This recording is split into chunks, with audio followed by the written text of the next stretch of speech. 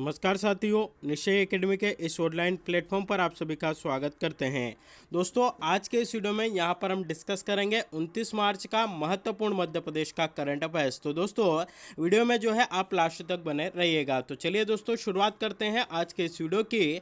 और सबसे पहले आज के मध्य प्रदेश के करंट अफेयर्स का पहला क्वेश्चन यहाँ पर डिस्कस कर लेते हैं। दोस्तों, पहला क्वेश्चन निकल कर आता है कि हाल ही में भोपाल में आयोजित ISSF शूटिंग वर्ल्ड कप में पदक तालिका में भारत का स्थान कौन सा रहा है। चार ऑप्शन है, पहला, दूसरा, तीसरा या चौथा। तो दोस्तों ऑप्शन बी दूसरा यहाँ पर राइट आंसर आपका बनता है।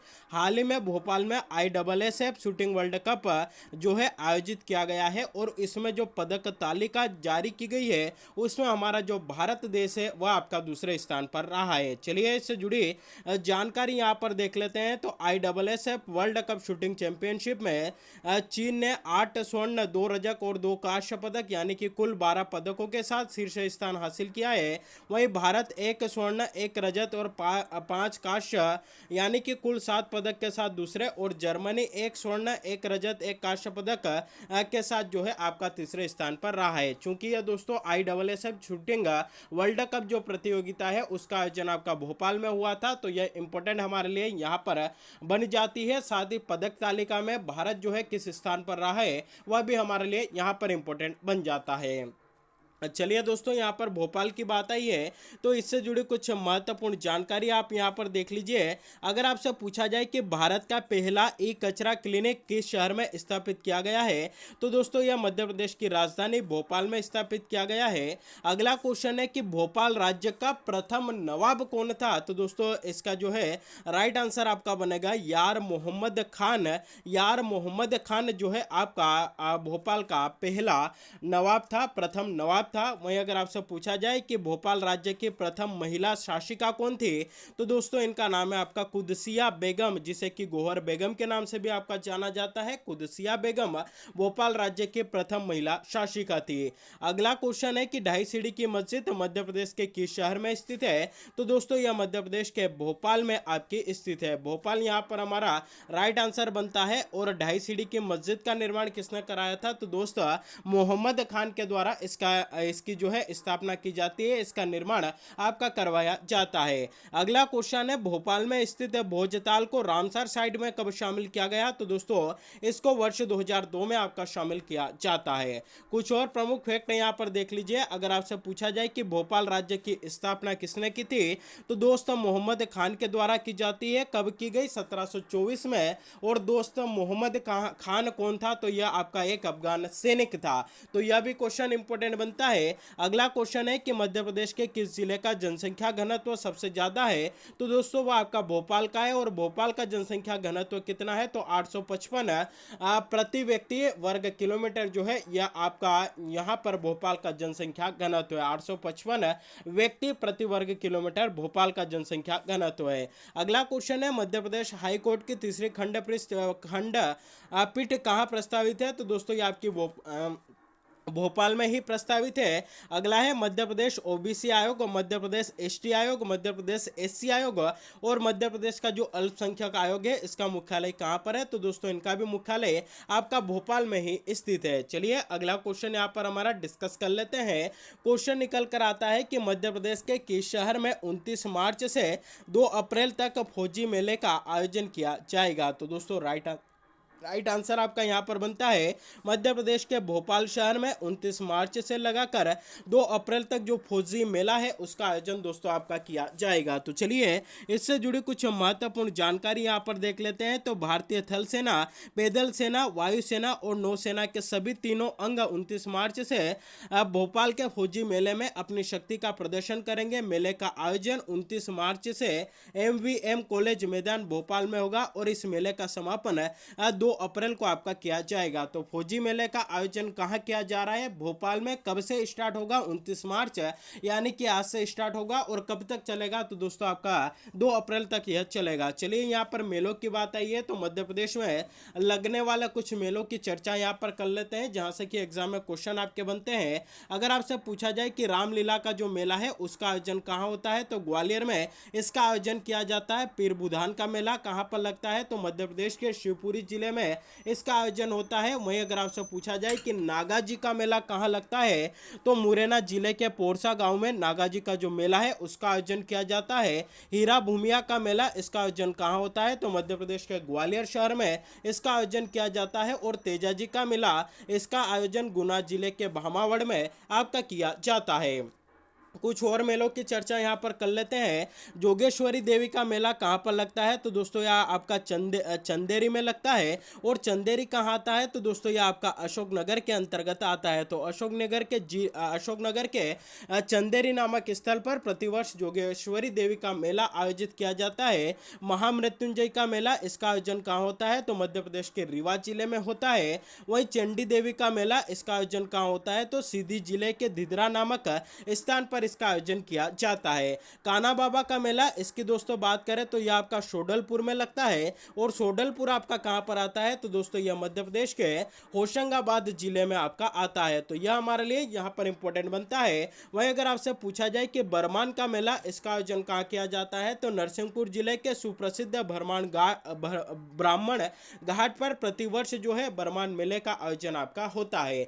एक इंपॉर्टेंट फैक्ट आपको यहां पर याद रखना है कि मध्य प्रदेश के किस जिले में सर्वाधिक मेले लगते हैं, तो मध्य प्रदेश के उज्जैन जिले में सर्वाधिक मेले 227 मेले लगते हैं। और सबसे कम मेले का आयोजन कहां किया जाता है, तो होशंगाबाद जिले में किया जाता है। और यहां पर मात्र 13 मेले आपके लगते हैं। तो दोस्तों यह इंपॉर्टेंट हमारे लिए बन जाता है। अगला क्वेश्चन दोस्तों यहाँ पर डिस्कस कर लेते हैं कि बारासिंगा पुनर्स्थापना कार्यक्रम के अंतर्गत मंडला के कान्हा टाइगर रिजर्व से पहली खेप में 19 बारासिंगा किस राष्ट्रीय उद्यान में लाए गए हैं। चार ऑप्शन है, वन विहार राष्ट्रीय उद्यान, बांधवगढ़ राष्ट्रीय उद्यान, माधव राष्ट्रीय उद्यान या फिर सतपुड़ा राष्ट्रीय उद्यान। तो दोस्तों राइट आंसर आपका बनता है बांधवगढ़ राष्ट्रीय उद्यान में जो है कान्हा किसली राष्ट्रीय उद्यान से आपके 19 बारासिंगा जो है आपके लाए गए हैं। और लाने का प्रमुख उद्देश्य क्या है, तो बारासिंगा की पुनर्स्थापना करना, यानी कि कहीं ना कहीं जो आपका यहाँ पर बांधवगढ़ राष्ट्रीय उद्यान है उसमें भी बारासिंगा को जो है आपका बढ़ाएंगे। इसके लिए जो है कान्हा किसली राष्ट्रीय उद्यान मंडला से बांधवगढ़ राष्ट्रीय उद्यान में आपके जो है बारासिंगा लाए गए हैं। तो यह इंपॉर्टेंट हमारे लिए यहाँ पर बन जाता है। इससे जुड़ी जानकारी देख लेते हैं। तो 40 वर्षों बाद बांधवगढ़ पहुंचे बारासिंगा 3 वर्षों तक बाड़े में रहेंगे, जिसमें आपके 11 नर और 8 मादा है। कान्हा राष्ट्रीय उद्यान से बांधवगढ़ टाइगर रिजर्व में दोस्तों इनको आपका छोड़ा गया है। तो यह हमारे लिए यहाँ पर इंपॉर्टेंट बनता है। दोस्तों यहाँ पर जो है आपकी बारासिंगा की बात आई है, तो इससे जुड़ी कुछ महत्वपूर्ण जानकारी आप देख लीजिए। अगर आपसे पूछा जाए कि मध्य प्रदेश का राजकीय पशु क्या है, तो वह आपका दोस्तों बारासिंगा है। वहीं अगर आपसे पूछा जाए कि बारासिंगा को मध्य प्रदेश का राजकीय पशु कब घोषित किया गया, तो 1981 में दोस्तों इसको आपका घोषित किया जाता है। साथ ही दोस्तों अगर आपसे पूछा जाए कि भूरसिंह द बारासिंगा जो है किस राष्ट्रीय उद्यान का शुभंकर है, तो कान्हा किसली राष्ट्रीय उद्यान का शुभंकर है। यह आपको यहाँ पर अच्छे से याद रखना है। चलिए दोस्तों बात आई है यहाँ पर बांधवगढ़ राष्ट्रीय उद्यान की, तो इससे जुड़ी कुछ महत्वपूर्ण जानकारी देख लीजिए। सबसे पहले क्वेश्चन बनेगा कि माधवगढ़ राष्ट्रीय उद्यान मध्य प्रदेश के किस जिले में स्थित है, तो दोस्तों यह आपका उमरिया जिले में स्थित है। अगला क्वेश्चन है कि सर्वाधिक बाघ घनत्व वाला मध्य प्रदेश का राष्ट्रीय उद्यान कौन सा है, तो दोस्तों वह आपका बांधवगढ़ राष्ट्रीय उद्यान है।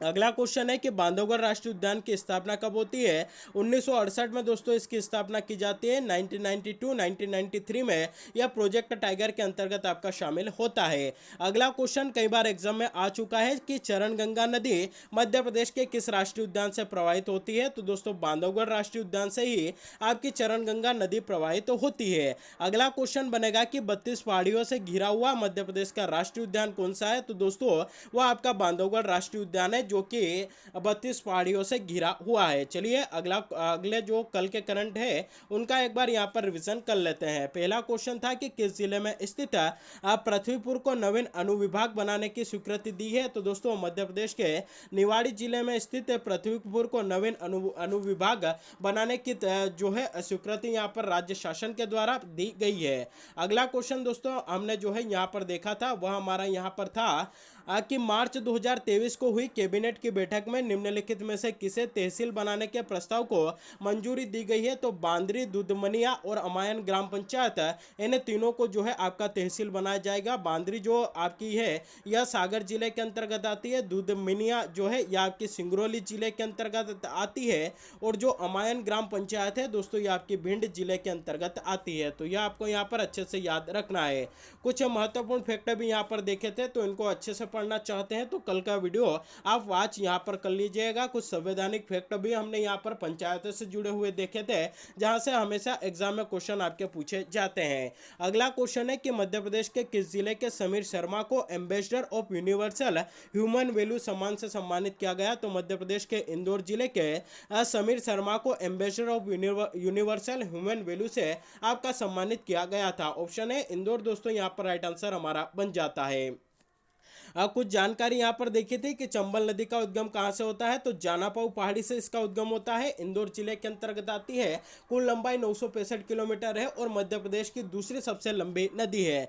अंतर्राष्ट्रीय हवाई अड्डा जो कि इंदौर में स्थित है उसका नाम था दोस्तों आपका होलकर हवाई अड्डा, या जिसे कि आपका दोस्तों देवी अहिल्याबाई होलकर एयरपोर्ट के नाम से जाना जाता है। मध्य प्रदेश का पहला जेम्स एंड ज्वेलरी पार्क कहाँ पर है? दोस्तों आपको इंदौर में देखने को मिलेगा। राजा रमन्ना लेजर अनुसंधान केंद्र इंदौर में है। कौन सा विश्वविद्यालय इंदौर में है? डीएवीवी देवी अहिल्या विश्वविद्यालय यहीं पर है और वर्ष 1964 में स्थापना होती है। राज्य का इलेक्ट्रॉनिक कॉम्प्लेक्स कहां पर है? दोस्तों आपका इंदौर में है। इंदौर का उपनाम क्या है? मध्य प्रदेश की खेल राजधानी, साथ ही जो है इसको मिनी मुंबई के नाम से आपका जाना जाता है। मध्य प्रदेश की व्यावसायिक राजधानी भी इसको बोला जाता है। इंदौर देश का एकमात्र ऐसा शहर है जहां पर आईआईटी और आईआईएम दोनों आपको देखने को मिलेंगे। जनसंख्या के आधार पर मध्य प्रदेश का सबसे बड़ा जिला इंदौर है और मध्य प्रदेश लोक सेवा आयोग का कार्यालय दोस्तों आपका इंदौर में ही स्थित है। राष्ट्रीय सोयाबीन शोध केंद्र वह भी आपका इंदौर में स्थित है। मध्य प्रदेश का सबसे छोटा वन्य जीव अभ्यारण्य राला मंडल अभ्यारण्य दोस्तों यह भी आपका इंदौर में है। इंदौर किस वंश की राजधानी रहा था? होलकर वंश की राजधानी रहा था। डॉक्टर भीमराव अंबेडकर का जन्म कहाँ हुआ था? तो मध्य प्रदेश के महू में हुआ था। इसका नाम बदलकर आपका क्या कर दिया गया? इसका नाम बदलकर दोस्तों आपका अंबेडकर नगर कर दिया गया। और अगर यहाँ पर आपसे पूछा जाए कि महू का फुल फॉर्म जो है आपका क्या बनता है, तो मिलिट्री हेडक्वार्टर ऑफ वार दोस्तों यहाँ पर महू का फुल फॉर्म बनता है। मध्य प्रदेश क्रिकेट एसोसिएशन का मुख्यालय दोस्तों आपका कहां पर स्थित है? इंदौर में आपका स्थित है। यह जितने भी क्वेश्चंस यहां पर देखे थे सबका जो है आंसर आपका इंदौर ही आता है। जनसंख्या की दृष्टि से मध्य प्रदेश का सबसे बड़ा जिला इंदौर है। साथ ही इंदौर किस पठार पर आपका स्थित है? तो मालवा के पठार पर दोस्तों यह आपका स्थित था। चलिए प्रीवियस मंथ के मध्य प्रदेश के करंट अफेयर्स का यहाँ पर हम चर्चा कर लेते हैं। दोस्तों पहला क्वेश्चन निकल कर आता है कि निम्नलिखित में से मध्य प्रदेश के किस जिले को एक मॉडल के रूप में विकसित किया जाएगा? तो दोस्तों राइट आंसर आपका बनता है मध्य प्रदेश के हरदा जिले को एक मॉडल के रूप में आपका विकसित यहां पर किया जाएगा। अगला क्वेश्चन था कि इंदौर के देवी अहिल्याबाई होलकर अंतर्राष्ट्रीय एयरपोर्ट को एशिया पैसिफिक रिपोर्ट में कौन सा स्थान प्राप्त हुआ है? तो दोस्तों राइट आंसर जो है आपका यहाँ पर बन जाता है ऑप्शन बी, 36वां स्थान जो है इसको आपका यहाँ पर प्राप्त हुआ है। इंदौर के देवी अहिल्याबाई होलकर एयरपोर्ट को एशिया पैसिफिक में 36वां स्थान तथा भारत में नंबर 1 स्थान दोस्तों इसको आपका मिला है। तो यह भी आपको अच्छे से याद रखना है। अगला क्वेश्चन है कि निम्नलिखित में से वायुदूत ऐप का संबंध किस अभियान से है? 4 ऑप्शन है, स्वच्छता अभियान, अंकुर अभियान, ऊर्जा साक्षरता अभियान या स्वास्थ्य अभियान। तो इसका जो संबंध है अंकुर अभियान से। अंकुर अभियान के तहत वायुदूत ऐप जो है आपका लॉन्च किया गया था। मध्य प्रदेश में प्रकृति संरक्षण के प्रयास के लिए पौधारोपण करने के उद्देश्य से अंकुर अभियान की शुरुआत की गई थी। इसके अंतर्गत वायुदूत ऐप पंजीयन कराया जाता है। पौधारोपण का फोटो वायुदूत ऐप पर अपलोड आपके किए जाते हैं। अगला क्वेश्चन है कि मध्य प्रदेश के किस शहर में देश का सबसे ऊंचा जिनालय बनाया जा रहा है? तो दोस्तों राइट आंसर आपका बनता है मध्य प्रदेश के भोपाल शहर में देश का सबसे ऊंचा जिनालय आपका बनाया जा रहा है। इसकी लागत 1000 करोड़ रुपए आपकी आएगी और इसकी ऊंचाई 153 फीट आपकी होगी और यह मध्य प्रदेश के सागर जिले में आपका निर्मित किया जा रहा है। दोस्तों यहाँ पर आपका भोपाल जो है आपका यहाँ पर राइट आंसर होगा। भोपाल में जो है सबसे ऊंचा जिनालय आपका बनाया जा रहा है। 1000 करोड़ रुपए जो है इसकी लागत होगी और 153 फीट दोस्तों इसकी आपकी ऊंचाई होगी। अगला क्वेश्चन है कि निम्नलिखित में से किस शहर में पहली बार अंतर्राष्ट्रीय मिक्स मार्शल आर्ट स्पर्धा का आयोजन किया गया? तो दोस्तों राइट आंसर आपका बनता है जबलपुर में पहली बार अंतर्राष्ट्रीय मिक्स मार्शल आर्ट स्पर्धा का आयोजन आपका किया गया। साथ ही दोस्तों अगर आपसे पूछा जाए कि मध्य प्रदेश में मार्शल मार्शल आर्ट अकादमी कहाँ है, तो भोपाल में स्थित है। और स्थापना कब होती है, तो वर्ष 2007 में इसकी स्थापना होती है। चलिए यहाँ पर आज का जो टॉपिक हम डिस्कस करने वाले हैं वह है मध्य प्रदेश जनगणना 2011, जिसके अंतर्गत हम लिंगानुपात वाला जो टॉपिक है वह यहाँ पर हम डिस्कस करेंगे। अगर आपसे पूछा जाए कि जनगणना 2011 के अनुसार मध्य प्रदेश का लिंगानुपात कितना है, तो दोस्तों 931 जो है मध्य प्रदेश का लिंगानुपात है 2011 की जनगणना के अनुसार।